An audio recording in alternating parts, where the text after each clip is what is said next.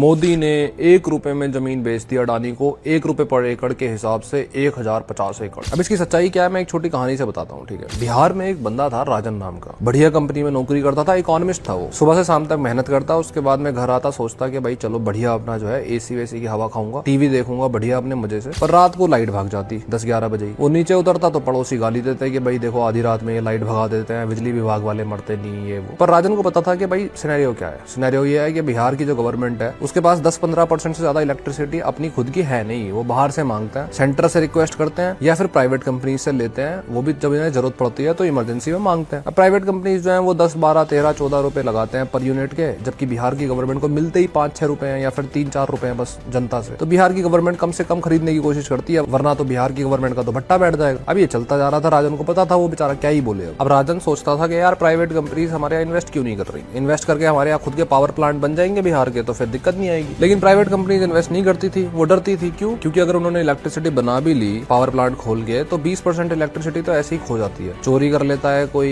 या तार काट लेता है, मीटर नहीं लगाता और उसका कोई बिल नहीं बनेगा 20% का, तो उनको फायदा वायदा होगा नहीं। At the same time power plant खड़े करते करते ना बाबुओं को इतने पैसे देने पड़ेंगे बिहार के करप्शन के हिसाब से पास्ट में कि मामला बन नहीं पाएगा, इसलिए प्राइवेट कंपनीज जो है वो अवॉइड करती थी बिहार में इन्वेस्ट करना। अब राजन जो है वो हताश होकर सोचता था कि चलो किसी दिन हमारा भी कुछ होगा। फिर लॉन्च होता है अडानी का एक पावर प्लांट 25,000 करोड़ का, लेकिन इसमें जो जमीन होती है वो लीज पे ली जाती है सिर्फ 1 रुपए के हिसाब से। अब राजन जो है वो समझ जाता है कि भाई 1 रुपए के हिसाब से इनको जमीन इसलिए दे रहे हैं ताकि अडानी जो है वो रिस्क ले और यहाँ पे पावर प्लांट खोले, और साथ में जो बाबुओं को पैसा खिलाने वाला काम होता है ना बहुत करप्शन वाला, वो कम होगा, क्योंकि अडानी का जो सिस्टम है ना वो ऊपर तक है। तो राजन को लगता है कि भाई स्ट्रेटेजी और चाल तो बढ़िया चली है, इससे फायदा हो सकता है बिहार को अच्छे खासे लेवल पे। लेकिन फिर क्या देखता है वो कि ऑफिस से एक दिन वापस आता है और अपने मोहल्ले में पहुंचता है तो पड़ोसी जो है वो बैठ के बातचीत कर रहे होते हैं और अडानी को गालियां दे रहे होते हैं कि उसने जो है जमीन खरीद ली, सारी जमीन गवर्नमेंट ने बेच दी। राजन कोशिश करता है उनको समझाने की कि भाई जमीन बेची नहीं है, जमीन तो गवर्नमेंट की है, उसने 25 साल के लिए लीज पे ली है। तो पड़ोसी बोलता है कि भाई लीज पे भी क्यों ले ली, 1 रुपए के हिसाब से कौन लीज पे लेता है। अब राजन उनको समझाना तो चाह रहा था कि भाई यहाँ पे 1 रुपए की लीज का जो हिसाब है ना वो इम्पोर्टेंट नहीं है। अगर कोई दूसरी बड़ी कंपनी आके बिहार में इन्वेस्ट कर रही है तो वो जो यहाँ पे कंस्ट्रक्शन करेगी उसमें 25,000 करोड़ रुपया लगेगा, जिसमें 10 से 12,000 लोगों को डायरेक्ट जॉब्स मिलेंगी और 3,000 लोगों को परमानेंट जॉब मिलेंगी उसी पावर प्लांट के अंदर। साथ में बिहार को अपनी खुद की इलेक्ट्रिसिटी मिलेगी। ये सब कुछ जो है वो कंपनी अपने रिस्क पे करेगी। अब इतना रिस्क वो ले रही है तो ऑफ कोर्स वो लैंड की लीज के जो पैसे हैं वो तो कम से कम ही रखेगी, क्योंकि यही तो कारण था ना कि कोई और कंपनी आके यहाँ पे इन्वेस्ट नहीं कर पाई